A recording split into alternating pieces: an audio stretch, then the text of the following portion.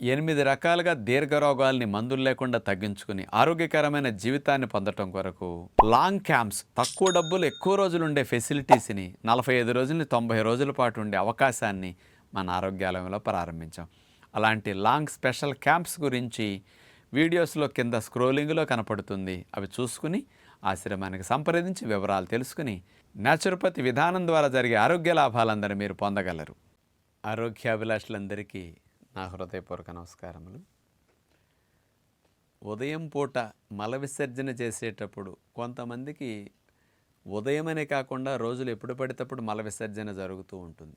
అలా మల విసర్జన సమయంలో 3 రకాలుగా చాలామంది ఇబ్బంది పడుతూ ఉంటారు. ఆ మలద్వారం దగ్గర అసౌకర్యాలు 3 రకాలుగా కలుగుతూ ఉంటాయి. ఆ 3 రకాలుగా మలద్వారం దగ్గర కలిగే అసౌకర్యాల నుంచి బయటపడటానికి ఒక్కొక్క దాని పట్ల అవగాహన కలిగించే ప్రయత్నం చేస్తాను.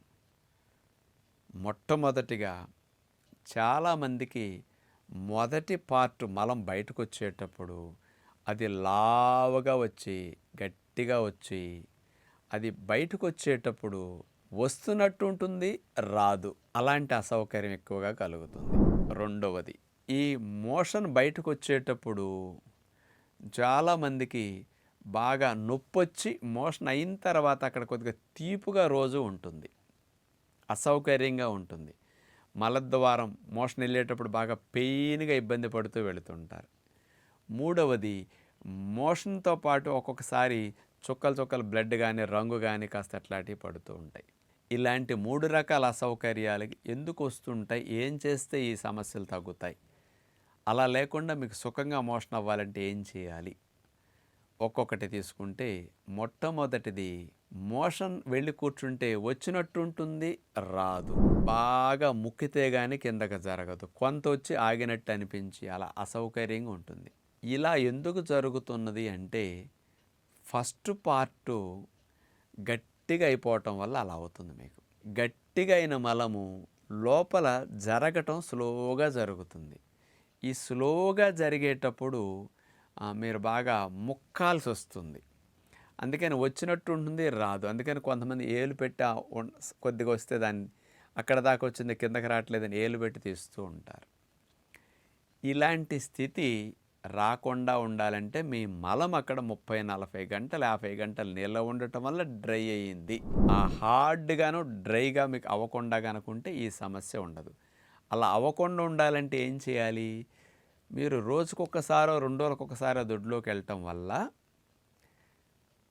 వెళ్ళిన తర్వాత ఖాళీ అయిన భాగంలోకి వెనకాల ప్రేగులో ఉండే మలము జరిగి 40-50 గంటలు నిల్వ ఉండటం వల్ల ఆ భాగంలో ఉన్న హీట్కి డ్రై అయిపోయి గట్టిగా అయిపోతున్నది. ఈ గట్టి మలం జరగదు. అందుకని మొదట 2-3 అంగుళాల మల భాగం మాత్రం గట్టిగా స్లోగా వచ్చి అక్కడి నుంచి మళ్ళీ సన్నగా మెత్తకు వస్తున్నది. తర్వాత మలం సన్నగా మెత్తకు వస్తున్నది అంటే అది నిల్వ ఉండట్లా.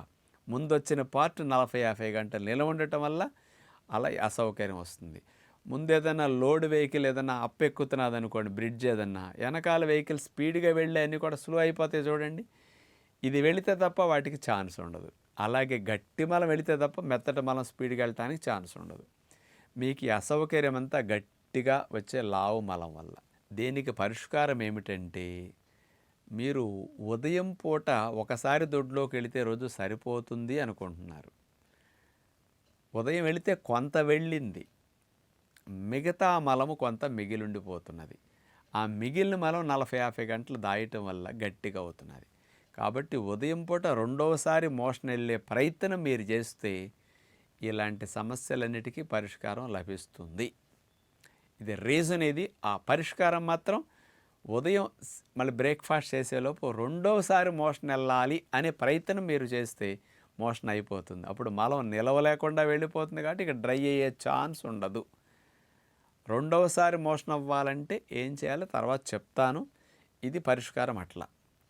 ఇక రెండవది, మోషన్ బయటకు వచ్చేటప్పుడు నొప్పిగా బయటకు వస్తుంది చాలామందికి, తీపిగా ఉంటుంది. ఎందుకంటే లోపల మోషన్ ఇంత లావు కట్టేస్తుంది, మలద్వారం చిన్నగా ఉంటుంది. అంత ఇరుకు ద్వారం గుండా లావు గెడ్డని ఉండల్లాంటి దాన్ని తోసేటప్పుడు మలద్వారం బాగా విచ్చుకుని ఓవర్గా ఎక్స్పాండ్ అయ్యేసరికి ఆ మజిల్స్ అన్నీ బాగా స్ట్రెయిన్ అయ్యి బాగా పెయిన్ లాగా అనిపిస్తుంది. అందుకని మోషన్ వెళ్ళాక కూడా అక్కడ తీపుగా అసౌకర్యంగా ఉండటానికి రీజన్ ఇది. అందుకని హార్డ్ అవ్వకుండా ఉంటే ఈ సమస్య రాదు. ఇలా తీపిగా ఎవరికైనా ఉంటే దీన్ని తగ్గించుకోవటానికి మలద్వారం దగ్గర వచ్చిన అసౌకర్యానికి మోషన్ వెళ్ళి వచ్చాక ఒక 2 నిమిషాలు 4 నిమిషాలైనా చల్లటి గుడ్డ ఫ్రిడ్జ్లో నీళ్ళతో కానీ లేకపోతే ఒక ఐసు ముక్క అంత జేబుగొడ్లో కానీ అట్లా పెట్టేసి మలద్వారం దగ్గర 2 నిమిషాలు అట్లా పెట్టుకోండి. వెంటనే ఫ్రీ అయిపోతుంది. ఆ మజిల్ స్ట్రెయిన్ కూడా ఐస్ పెట్టేసరికి ఫ్రీ అయిపోతుంది. అక్కడ మలద్వారం మీకు డ్యామేజ్ అవ్వకుండా మరి నార్మల్ అవటం కోసం ఐస్ పెట్టడం బాగా పనికొస్తుంది అనమాట. అక్కడ చల్లటి నీళ్ళైనా పెట్టుకోవచ్చు. అక్కడ 2 నిమిషాలు పెట్టుకుంటే చాలు. అక్కడ దీనికి పరిష్కారం అది. ఇక మూడవది, మోషన్ వెళ్ళేటప్పుడు బ్లడ్ పడుతూ ఉంటుంది చాలామందికి. బ్లడ్ పడినప్పుడల్లా అక్కడ ఆ భాగం పుండు మీద మళ్ళీ మోషన్ నెక్స్ట్ డే జరిగేసరికి మోషన్ వస్తున్నదంటేనే భయం వేసేస్తుంటుంది. అలాంటి స్థితి ఎందుకు వస్తుంది అంటే మీరు గట్టిగా ఉన్న గడ్డల్లాగా ఉండల్లాగా ఉన్న మోషన్ని బాగా బలవంత పెట్టి ముక్కేసరికి ఈ ముక్కుడికి సూక్ష్మమైన రక్తనాళాలు ఈ రాపిడికి చుట్లుకి పోతాయి అన్నమాట. ఇటు ఇటు ముక్కటం ఈ టైట్ అయిపోయి ప్రెషర్ లాగా వచ్చేసి రక్తనాళాల మీద ఓవర్ ప్రెషర్ పడి రక్తనాళాలు రప్చర్ అవుతాయి. రప్చర్ అయిన దగ్గర నుంచి బ్లడ్ కారి మోషన్కి అవ్వటము, మోషన్తో పాటు కొద్దిగా డ్రాప్స్ పట్టడం జరుగుతుంటుంది. అందుకని మోషన్ వెళ్ళేటప్పుడు మీరు ముక్కకూడదు, బాగా బిగబట్టి బలవంతా పెట్టి వెళ్ళకూడదని ఒక నియమం పెట్టుకోవాలి. అలా లేకుండా సుఖంగా మెత్తగా మొక్కకుండా ఫ్రీగా వచ్చే టెక్నిక్ నేను చెప్తాను. ఇలా ఈ 3 సమస్యలకి పరిష్కారం ఆలోచిస్తే మీరు ఆహారంలో రోజు 2 సార్లున్న చియా సీడ్స్ తినే ప్రయత్నం చేయండి. చియా సీడ్స్ 2 స్పూన్లు పావుగంట అరగంట ముందు నానబెట్టుకుంటే నానతాయి. వాటిని కాస్త ఏ పెరుగులోనూ అట్లా కలుపుకొని భోజనంతో పాటు తినేసేసేయండి. కూర మీద చల్లుకొని కూరతో పాటైనా చియా సీడ్స్ 2-3 స్పూన్లు వాడేసేయండి. సాయంకాలం ఫ్రూట్స్ తింటే ఫ్రూట్స్తో పాటు చియా సీడ్స్ కూడా తినండి. అట్లా కమలా తొనలను నవిలి తినేసేయటం, మింగేయటం, బత్తాయి తొనలు నవిలి మింగేయటం, దానిమ్మ గింజలు పిప్పుతో పాటు నవిలి మింగేయటం, వాటితో పాటు చియా సీడ్స్ ఇట్లా వాడుకోవటం. చియా సీడ్స్లో 35% ఫైబర్ ఉంటుందన్నమాట. ఇలాంటి ఫ్రూట్స్ విత్తనాలు బాగా తీసుకోవటం, చియా సీడ్స్ని వాడుకోవడం. కూరగాయల్లోనండి అరటికాయ, సొరకాయ, బీరకాయ, దోసకాయ ఇట్లాంటి తొక్కతో పాటు వండుకోండి. ఇలా చేసుకుంటే ఫైబర్ ఎక్కువ మోషన్ అవుతుంది అనమాట. పెద్దలకి మిలెట్స్ అన్నం వండుకుంటే కొర్రల అన్నం కానీ ఇట్లాంటివి ఏమైనా సరే కీన్వా రైస్ కానీ ఇట్లాంటివి ఏమైనా వండుకుంటే 10-12% ఫైబర్ ఉంటుందన్నమాట. అలాంటివి వండుకుని ఫైబర్ డైట్ బాగా తీసుకోండి. ఇట్లా తీసుకుని ఉదయం నిద్ర లేచిన వెంటనే గోరువెచ్చని కంటే కొంచెం వేడున్న నీళ్ళు, యూరిన్ ఎప్పుడన్నా చేతుల మీద పడినప్పుడు చూడండి అట్లా వేడిగా ఉంటుంది. ఆ వేడికి నీళ్లు వేడి చేసుకోవాలి మీరు. ఆ వేడున్న నీళ్లు తీసుకోండి, అలాంటివి త్రాగండి. అంత వేడి నీళ్ళని 1.5 లీటర్ దాకా త్రాగి మీ మనసును పొట్టాపరేగుల మీద పెట్టి 5-6 నిమిషాలు వేరే పనుల్లోకి వెళ్లకుండా మోషన్ అవ్వాలనే ఆలోచన మాత్రమే చేయండి. 5-6 నిమిషాలు 7 నిమిషాల సేపు బాగా కదలికలు వచ్చి అర్జెంట్ అనిపించాలి. మలమంతా ప్రేగులో ఉన్నది మలద్వారం దగ్గరికి చివరకంటూ జరిగి నా వల్ల కాదు, స్పీడ్గా పరిగేయాలంత అర్జెంట్ అవుతున్నది అన్నప్పుడు దొడ్లోకి వెళ్ళండి. జాడించి సుఖ విరోచనం అయిపోతుంది. మొక్కకుండా వెళ్ళండి.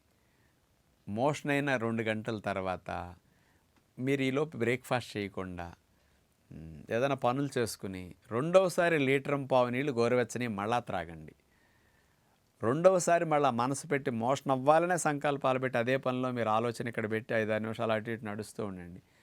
బాగా కదలికలు వచ్చేసి అర్జెంట్ అన్నప్పుడు వెళ్ళండి. అర్జెంట్ అన్నప్పుడు వెళితే మొక్కకుండా అది బయటకు వస్తుంది. అది కొద్దిగా వచ్చినప్పుడు వెళితే మన ప్రయత్నంతో అది బయటికి రావాలి. అందుకని దొడ్లోకి వెళ్ళి జరపటం కాదు, జరిపి దొడ్లోకి వెళ్ళండి అంటున్నా నేను. మనసు పెట్టి నీళ్ల తోపుడుతోనూ మలద్వారం దగ్గర మలము జరిపి బాగా ఒత్తిడి ఎక్కువై నా వల్ల కాదేక అర్జెంటుగా వస్తున్నది పరిగేయాలన్నప్పుడు ఊపి వచ్చినప్పుడు వెళ్ళండి. ఇక ప్రేగులో మలం నిలవలేకుండా నిన్న తిన్న ఆహారం ద్వారా తయారైన మలం అంతా పూర్తిగా ఖాళీ అయిపోతుంది. కాబట్టి ఇక నిలవలేదు కాబట్టి నెక్స్ట్ డేకి డ్రై అవ్వడానికి ఛాన్స్ ఉండదు. ఇది టెక్నిక్ అన్నమాట. ఈ 3 రకాల సమస్యలకి సెకండ్ టైం మోషన్ వెళ్ళటం అనేది బెస్ట్ పరిష్కార మార్గము. మొక్కకుండా నీళ్ల తోపుడుతోనూ మనసు సంకల్పాలతోనూ మోషన్ మెత్తగా సాఫ్గా తక్కువ టైంలో ఎక్కువ మోషన్ అయ్యేటట్టు చేసుకుని బెస్ట్ టెక్నిక్. ఇట్లాంటి డైట్ అండ్ వాటర్ టెక్నిక్ రెండింటినీ మీరు అప్లై చేసి ఉదయం రెండోసారి మోషన్ వెళ్తే ఈ సమస్యలన్నిటికీ చక్కటి పరిష్కారం కాబట్టి కంపల్సరీ రోజుకు 2 సార్లు వెళ్ళాలనే నియమం పెట్టుకుంటే మంచిదని విజ్ఞప్తి చేస్తూ నమస్కారం.